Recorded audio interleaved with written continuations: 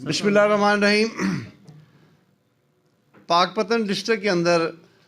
हमारे महकमा तालीम के जनाब CEO राना कौसर खान साहब की ज़ेर क़यादत हमने मुहिम शुरू कर रखी है, जिसमें हम स्कूलों में सुबह असम्बली में जाते हैं और बच्चों से हम सवालन जवाबन एक कंपटीशन कराते हैं कि स्मोक कैसे होती है,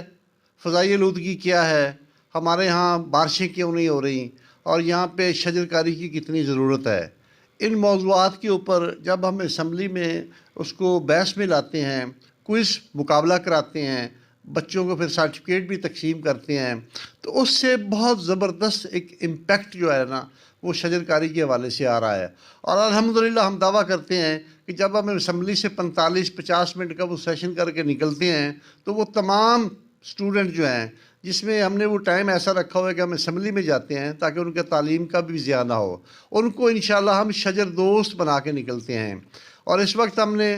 पाकपतन के तमाम स्कूल कॉलेजेस, हमारे जो भी तालीमी इदारे हैं और हमारे तमाम जो इदारे दीगर भी हैं, बाउंड्रीज़ के अंदर हम ये पौधे लगा रहे हैं ताकि ये ज़ाया ना हो।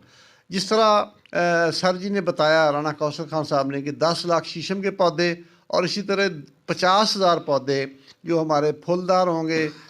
फलदार होंगे, सायादार होंगे, जिनसे हम वो स्कूलों के अंदर भी लगाएंगे। और काश्तकार बच्चे जो हैं वो अपने वालिदैन के साथ उनको मोटिवेशन देते हुए हमने पौधों की अहमियत इस अंदाज़ में बच्चों को डिलीवर की है कि मैं उम्मीद करता हूँ कि इंशाअल्लाह आइंदा वो बच्चे अपने वालिदैन को शायद एक पत्ता भी ज़ाया ना करने दें, शजर तो दूर की बात है। तो इंशाअल्लाह ये मिशन हमारा जारी और सारे रहेगा जब तक हम पाकपतन को, पाकिस्तान को ग्रीन और क्लीन नहीं कर पाते।